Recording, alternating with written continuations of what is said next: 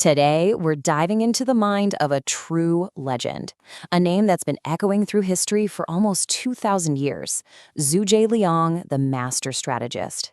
So let's just start with a wild question. Could one single person really command the winds? Or, predict the entire future of a nation?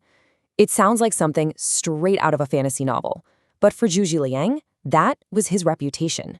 Let's peel back the layers and find the real person behind the myth. In Chinese history, when you say the word genius, one name just immediately pops into everyone's head: Zhuge Liang. But his story is so incredible, so out there, that it's gotten really hard to tell where the man ends and the myth begins. And that's exactly what we're going to try to do right now. All right, so here's our game plan. We'll kick things off with his origin story as the sleeping dragon, then we'll look at his actual blueprint for building an empire. After that, we'll dive into one of his most famous bluffs, explore his other talents, and finally wrap up with why his legacy is still so important today. First up, the sleeping dragon awakens. This is all about how a brilliant but totally unknown scholar living out in the middle of nowhere became the most sought-after mind of his time. So his nickname was Wo Long, which literally means sleeping dragon. And it's just perfect, right? It conjures this image of immense power and potential, all coiled up, just waiting for the right moment, or the right person to come along and wake it up. And the person who woke the dragon? An ambitious warlord named Liu Bei.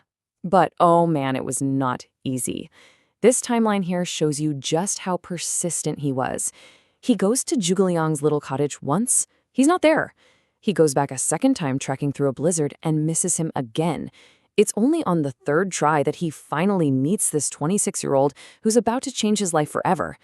That's how much people valued his brain before he'd even done a single thing. And that meeting leads us right into our second section, his blueprint for an empire. Because in that very first conversation, Zhuge Liang lays out this incredible vision, the famous Longzhong Plan. This is our first real peek into his strategic genius. So in that very first meeting, Zhuge Liang presents a vision to Liu Bei that's just breathtaking. You can basically boil it down to this simple, powerful idea. First, take Jing. Second, take Yi. When the time is right, the empire is yours. It's so direct, so simple, and unbelievably bold. And this just shows you how he thought long-term. Step 1, get yourself a solid home base in these two critical provinces. Step 2, play the diplomat. Make an alliance with the guy to the south, Sun Quan, to keep your biggest enemy, Cao Cao, busy up north. And only then, once all those pieces are in place, do you go to step 3, launch a massive two-pronged attack to take the north and unify the whole empire. It's just a masterclass in grand strategy. And here's the key thing to get. This wasn't just about winning the next battle. He was thinking 20 years down the road. He was basically handing a warlord with no territory a complete roadmap for building a nation from the ground up. So we know he could plan a war, but how did he actually do on the battlefield? Well, that brings us to section 3, winning without a fight. Get ready for a masterclass in psychological warfare. Okay, picture this. The odds are, well, they're not just bad, they're completely hopeless. Zhuge Liang is stuck in this tiny, weak fort with, 100 soldiers.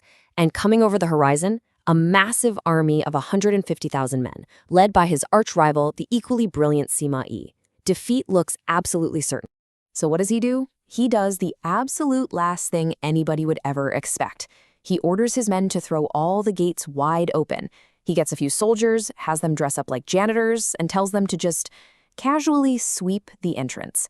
Then he himself walks up to the top of the wall, sits down, and just starts calmly playing his zither, a kind of stringed instrument. Now the enemy general, Sima Yi, he knew Zhuge Liang. He knew him as a super careful guy who never took unnecessary risks. So when he sees this unbelievably calm, bizarre scene, he gets really suspicious. He thinks, no way, this has to be an ambush. So, fearing a trap, he orders his entire 150,000-man army to turn around and leave. And just like that, victory, with 0 casualties. But his genius wasn't just about clever military tricks. And in section 4, we're going to meet Zhuge Liang, the statesman and inventor. We're about to see the other sides of his incredible intellect. Yeah, you see, there were really 2 sides to him. We all know the general, the master of deception on the battlefield. But the administrator was just as crucial. He created fair laws, he pushed for better agriculture to make sure his armies were always fed, and he built a government where you got promoted based on talent, not who your dad was. And his practical side, his inventiveness, was just off the charts. Take this number, 100,000.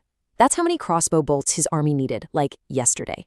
Instead of making them, which would take months, he sent a bunch of boats covered in straw out onto a foggy river. The enemy couldn't see anything, they just heard boats, so they fired tens of thousands of arrows at them. Zhuge Liang just sailed back, plucked all the arrows out of the straw, and boom, army resupply. Which brings us to our final section, his enduring legacy. I mean, why are we still talking about this guy almost 2,000 years later? I think it's because his core ideas are just timeless. He teaches us to always have a long-term vision, not just a plan for tomorrow. To use psychology to understand not just what your opponent is doing, but why they're doing it. To be adaptable, to be able to turn a huge weakness into a surprising strength. And to have a holistic approach. To get that military, political, and economic power are all connected. And yet, for a man famous for having this incredibly complex mind, he left us with this quote, "A loyal heart is all the strategy I need." It's a great reminder that behind all the clever plans and brilliant schemes was a guy driven by a deep sense of duty and loyalty. The strategy was just a tool for a cause he truly believed in. So that kind of leaves us with a final thought, right? In our modern world of big data, AI, and algorithms that can run millions of scenarios in a second, what can we honestly learn from a strategist who lived 2,000 years ago? Well, maybe it's the simple reminder that true strategy isn't just about crunching numbers. It's about understanding people, about human creativity, and about having the vision to see a future that doesn't even exist yet.